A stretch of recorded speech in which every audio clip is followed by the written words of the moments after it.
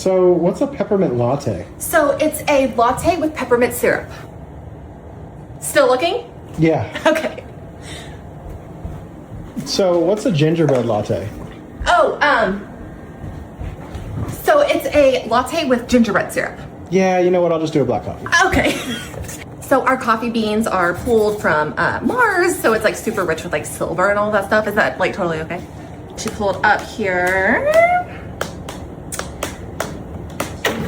Oh my gosh. All right, looks like that'll be $17.33.